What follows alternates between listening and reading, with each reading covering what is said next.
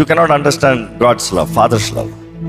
నువ్వు ఇంకా పాపివై ఉన్నదప్పుడే నీ కొరకు తన కుమారుణ్ణి బలిగా ఇచ్చాడు. జ్ఞాపకం చేసుకో, తన అద్వితీయ కుమారుణ్ణి, ఒక కుమారుణ్ణి నీకు, నువ్వు ఆయన ఎవరంటే తెలియని వ్యక్తికి ఆయన తన కుమారుని బలిగా ఇచ్చాడు. No his love. చాలాసార్లు తండ్రి అన్నదప్పుడు కొంతమంది ఆర్థడాక్స్లు ఎలా ఉంటారు, తండ్రి అంటే భయం, terror. No, you have not understood him. You have not understood him.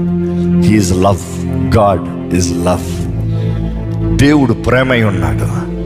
యేసుప్రభు అంటాడు, మీరు నన్ను చూస్తే తండ్రిని చూసినట్టు. యేసుప్రభు అంటే ప్రేమ అంటున్నావు కదా, మరి తండ్రి ఇంకా ప్రేమ.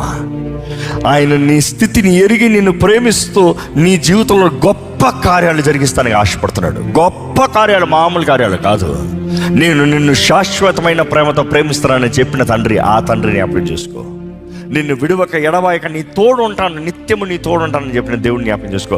నర్ర చేతుల్లో నేను చెక్కుకున్నానన్న తండ్రిని జ్ఞాపకం చేసుకో. నిన్ను ముట్టినవాడు నా కంటి పాపని ముట్టినట్టుగా అని చెప్పాడు, ఆ తండ్రిని జ్ఞాపకం చేసుకో. He loves you so much. He wants to protect you so much. He so jealous for you. నీ కొరకు రోషం కలిగి ఉన్నాడు తండ్రి.